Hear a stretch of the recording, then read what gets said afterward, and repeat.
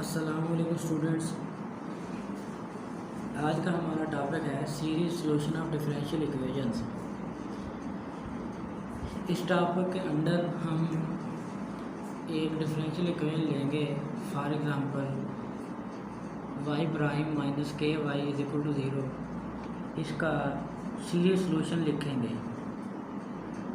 अब ये सीरीज़ वही हैं जैसे कि आपने प्रीवियस क्लासेस में जैसे मैक्लॉरेन सीरीज़ वगैरह पढ़ी हुई हैं, टेलर सीरीज़ हैं या फिर इनफाइनाइट सीरीज़ कुछ पढ़ी थी, सीक्वेंस रिलेटेड सीरीज़। अब क्वेश्चन ये अराइज होता है कि डिफरेंशियल इक्वेशन का सलूशन सीरीज़ फॉर्म में देना क्यों ज़रूरी है। तो इसका आंसर ये है कि इसके बाद वाले जो टॉपिक्स हैं उनमें हम पढ़ेंगे बेसल इक्वेशंस और लीजेंडर इक्वेशंस वगैरह, जो कि डिफरेंशियल इक्वेशंस हैं, उनके सलूशन हम सीरीज़ फॉर्म में ही देते हैं। इसलिए ये ज़रूरी है कि डिफरेंशियल इक्वेशंस को के सलूशन को सीरीज़ फॉर्म में सॉल्व करना सीखा जाए। अब इसके लिए हम सलूशन शुरू करने के लिए लेट करेंगे कि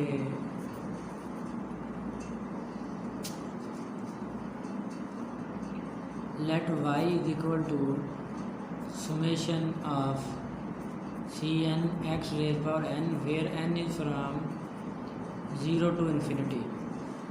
अब ये क्या है? ये एक सुमेशन है, यानी सीरीज़ है, जो कि हम यूज़ करेंगे इस डिफरेंशियल इक्वेशन के सॉल्यूशन को फाइंड करने के लिए, यानी y फाइंड करने के लिए। अब ये इस तरह क्यों है, इसे आप समझ सकते हैं कि ये जनरेटिव फंक्शन है। इससे ये पूरे का पूरा फंक्शन जनरेट होगा। अगर हम इसे एवेलुएट करें, ओपन करें y को, तो ये किस फॉर्म में आएगा? ये बनेगा y is equal to n की वैल्यू 0 से लेकर इन्फिनिटी तक वेरी करती है। अब यहाँ n की जगह हम इन्हीं वैल्यूज़ को पुट करें तो ये बनेगा c0, और यहाँ भी n की वैल्यू 0 आएगी, फिर x0 यानी x रेज़ पावर 0। किसी भी नंबर की पावर ये 0 हो तो फिर वो 1 होती है। ये c0 बन गया और 0। चलिए लिख लें प्लस, फिर n की वैल्यू 0 के बाद 1 लिखें, ये बनेगा c1 x raise power 1 plus फिर c2 x raise power 2 plus फिर c3 x raise power 3 plus up to so on. ये सिलसिला कंटिन्यू रहेगा cn x raise power n plus up to so on. अब जब हम गौर करें गिवन डिफरेंशियल इक्वेशन पे, तो वहाँ फिर सिर्फ y नहीं है, यानी हमने सिर्फ y का सलूशन फाइंड नहीं करना, हमें y प्राइम भी चाहिए। गो के सलूशन तो हमने y की फॉर्म में ही देना है, मगर यहाँ इस डिफरेंशियल इक्वेशन में y प्राइम की वैल्यू भी चाहिए, यानी फर्स्ट डेरिवेटिव की। तो यहाँ से फर्स्ट डेरिवेटिव ले क्या आएगा? ये x0 ये तो 1 है, बाकी c0 कांस्टेंट का डेरिवेटिव 0 हो गया, प्लस ये x है, x का डेरिवेटिव 1, ये c1 as a constant out हो गया, प्लस यहाँ इसका डेरिवेटिव क्या आएगा? c2 as a constant out हो गया, x स्क्वायर का 2c2x हो गया, plus c3 as it is, और x क्यूब का पावर शुरू में और पावर में एक कम कर दिया 3x square, plus up to so on. यहाँ पर cn एज अ कांस्टेंट है और पावर शुरू में और पावर में एक कम कर दिया, प्लस अप टू सो। अब ये जो डिफरेंशियल इक्वेशन है, आप इसे 1 का नाम दे सकते हैं। ये क्या बनेगी? सो हम लिखेंगे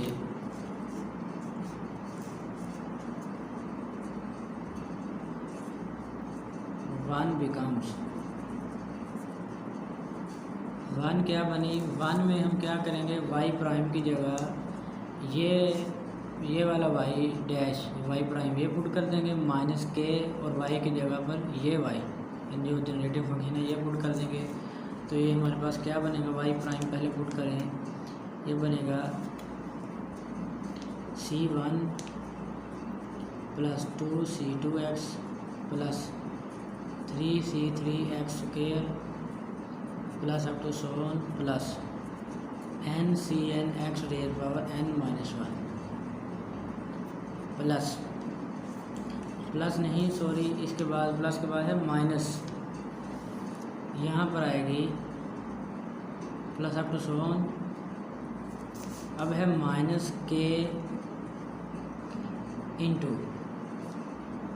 वाई, और वाई ये हमारे पास जनरेटिव फंक्शन है c naught x naught plus c one x one plus c two x square plus c three x cube plus up to so on plus c n x raise power n plus up to so on. और ये differential equation यहाँ values put कर दी, ये equal है zero के, equal zero कर दिया। अब इसे थोड़ा सा सिंप्लीफाई कर लें, ये बनेगा c one plus two c two x plus three c three x square plus up so on plus c n plus n c n x और एन माइनस वन। अब माइनस है, माइनस के साथ ब्रैकेट के अंदर वाले साइन भी चेंज होंगे और के साथ मल्टीप्लाई भी होगा, ये बनेगा माइनस के सी नाट एक्स नाट को चलें लिख ही लें। यहाँ पर भी इसी तरह ये जो वाई प्राइम की वैल्यू पुट की थी, इसके साथ भी एक्स नाट था, लिखना तो लिख ही लें, इधर भी फिर लिख ही दिया एक्स नाट। अच्छा ये के मल्टीप्लाई हो गया अंदर, के सी नाट एक्स नाट, अब प्लस की जगह माइनस आ जाएगा और ये होगा k c one x one minus k c two x two minus k c three x raise power three minus up to so minus k c n x raise power n minus up to so is equal to zero. अब यहाँ पर क्या करेंगे, हमें नज़र आ रहा है कि हमने चूँकि डिफरेंशियल इक्वेशन का सलूशन वाई फॉर्मेट में देना था, यानी हमने इस चीज़ का सलूशन फाइंड करना है वाई इक्वल टू दिस। ये बात बहुत काबिल गौर है कि हमने इस वाई का सलूशन फाइंड करना है। क्यों? क्योंकि हम डिफरेंशियल इक्वेशन का सलूशन वाई लिखते थे पहले, उसमें लिखते थे y equal to y c plus y b, यानी हम उसमें कम्प्लीमेंट्री सलूशन और पार्टिकुलर इंटीग्रल को ऐड करके जनरल सलूशन लिखते थे। अब इसके अंदर भी वो इक्वल होता था वाई के। अब यहाँ पर भी ये चीज़ है वाई, इसका सलूशन फाइंड करना है यहाँ, लेकिन यहाँ पर c naught c one c two c three और सी एन नंबर्स है, स्केलर यानी अननोन है। अभी इनकी वैल्यूज़ फाइंड करेंगे। अब यहाँ तक अगर हम गौर करें, यहाँ C1 C2 C3 वगैरह सभी हैं, इनकी वैल्यूज फाइंड करने के लिए हम इक्वेट कर सकते हैं। इक्वेशन में x naught x one x square x cube वगैरह के काफिशिएंट को हम कंपेयर कर सकते हैं। अगर हम करें कंपेयर, लिखेंगे कंपेयरिंग और इक्वेटिंग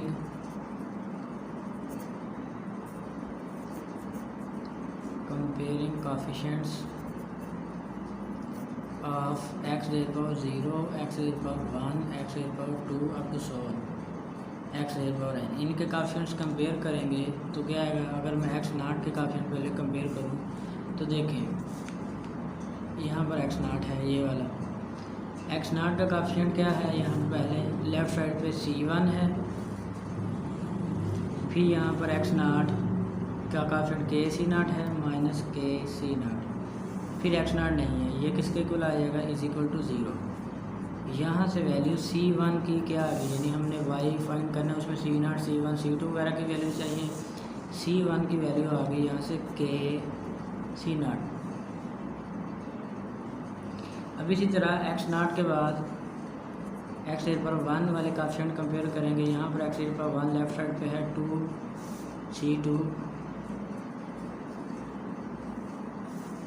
माइनस के C1, इसके अलावा कोई नहीं है, इज इक्वल टू ज़ीरो। यहाँ से C2 की वैल्यू आएगी के C1, ये प्लस हो गया राइट साइड पे जाकर 2 से डिवाइड हो गया, C2 इज इक्वल टू के C1 हम ऑलरेडी फाइंड कर चुके हैं, ये देखें पीछे C1 की वैल्यू क्या है के सी नाट, ये पुट कर दिया अपॉन 2, तो C1 की वैल्यू ये थी। C2 की वैल्यू क्या बनी, C2 बन गया के स्क्वायर सी नाट अपॉन 2 को 2 फैक्टोरियल लिख सकते हैं। अब ये सिलसिला कंटिन्यू रहेगा। आप इस तरह एक्स स्क्वायर के कोएफिशिएंट्स को कंपेयर करें 3c3 वगैरह वगैरह अप टू सो ये सिलसिला चलता जाएगा। चलिए मैं कर लूँ। एक्स स्क्वायर के कोएफिशिएंट्स को कंपेयर करेंगे तो ये बनेगा 3c3 और यहाँ पर है माइनस ये एक्स स्क्वायर का कोएफिशिएंट माइनस प्लस 3c3 और यहाँ पर एक्स स्क्वायर का कोएफिशिएंट माइनस k(c)(2) और राइट साइड पे 0 है इसका कोएफिशिएंट। तो ये क्या बनेगा, ये बनेगा c3 की value will be equal to k(c)(2) upon ये 3 डिवाइड हो जाएगा, ये बनेगा c3 is equal to k(c)(2) हम ऑलरेडी फाइंड कर चुके हैं। c2 है हमारे पास k²c0/2 फैक्टोरियल। ये नीचे था c3 डिवाइडेड बाई ये 3 था और ये 2 फैक्टोरियल 2 होता है। तो ये हमारे पास बन गया c3 is equal to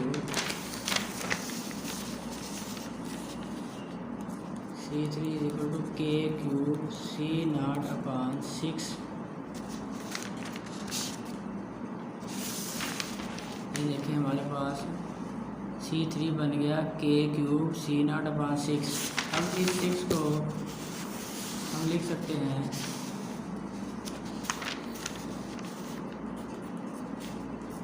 c3 will be equal to k(c0/3 factorial 6 होता है। सो ये सिलसिला चलता रहेगा। अब इसके बाद पहले हमने चूँकि फाइंड किया था x0 के कोएफिशिएंट्स, फिर x1 के, x2 के, सिमिलरली x3 वगैरह एंड सो ऑन। अब xn के फाइंड करेंगे। xn के कोएफिशिएंट्स फाइंड करने के लिए इसी क्वेश्चन को गौर से देखें। यहाँ पर ये जो है माइनस kcn और यहाँ पर इसमें xn नहीं है मगर हम इसे ला सकते हैं क्योंकि हमने कहा था plus up to so on है ये।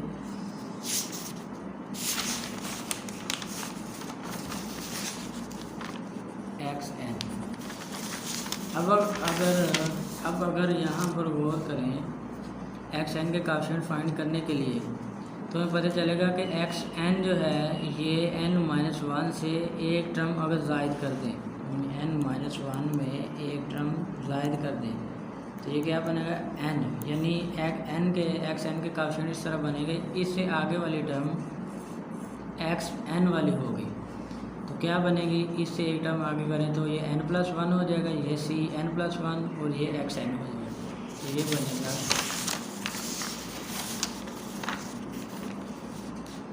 n+1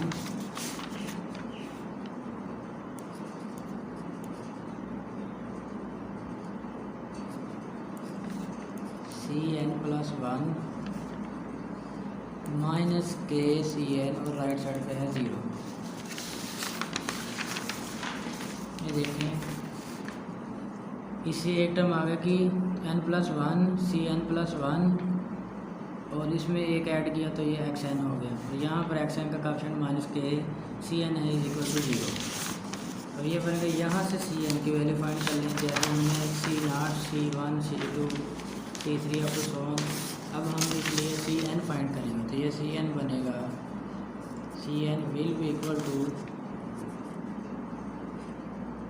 cn+1 बनेगा kcn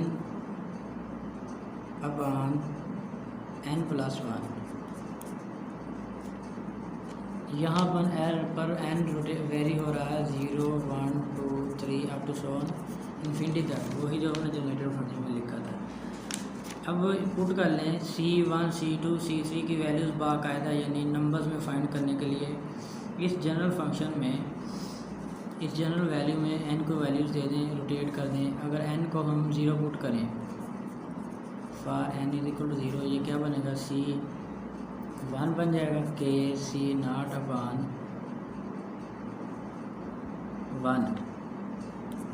इसका मतलब है c1 की वैल्यू आ गई हमारे पास kc0, ये c1 के प्रॉपर वैल्यू है। सिमिलरली अब n को 1 वेरी करें सी 1 + 1 ये 2 हो जाएगा, के सी 1/1 + 1 2 हो गया। यहाँ पे k/2 C1 की वैल्यू हम ऑलरेडी फाइंड कर चुके हैं, C1 की वैल्यू है k/C0। सो C2 हमारे पास आ गया k² C0/2 को 2 फैक्टोरियल लिख दिया। अब इसके बाद यहाँ पर n1 की जगह 2 लिखें। For n = 2 we have C 2 + 1 3 = k C2/2 + 1 3 k/3। C2 हम ऑलरेडी फाइंड कर चुके हैं, C2 है k² C0/2 फैक्टोरियल, ये बनेगा k³ C0/3 2 + 6 को 3 फैक्टोरियल लिख सकते हैं। सो हमारे पास C3 आ गया k³ C0/3 फैक्टोरियल। अब इन वैल्यूज़ पे जो कि हमने फाइंड की हैं C1 C2 और C3 की, यहाँ पर नीचे हम चाहें तो इसे लिख सकते हैं C1 = k C0/1 फैक्टोरियल। अब इस सिमेट्री पे अगर हम गौर करें C1 C2 C3 की वैल्यूज़ पे, तो हमें पता चलेगा कि C1 की वैल्यू जब निकाली यहाँ पे 1 है, पावर भी 1 है और नीचे भी 1 फैक्टोरियल। सिमिलरली C2 की वैल्यू निकाली तो यहाँ k के ऊपर स्केयर है, नीचे भी 2 फैक्टोरियल है। C3 की वैल्यू निकाली, यहाँ पावर भी 3 और नीचे भी 3 फैक्टोरियल। सो अगर हम यहीं से निकालना चाहें बाई सिमेट्री लिखेंगे, बाई सिमेट्री। अब हमें सॉल्व करने की ज़रूरत नहीं, हमें सिमेट्री का पता चल गया। तो C4 क्या बनेगा, यहाँ पर k⁴ आएगा। C0 हमेशा है, k1 में भी C0 है, C2 में भी C0 है, C3 में भी C0 है, तो C4 में भी C0 होगा और नीचे यहाँ 4 फैक्टोरियल होगा। अब पुट कर लें इसे y वाली इक्वेशन में, तो ये हमारे पास बन जाएगा।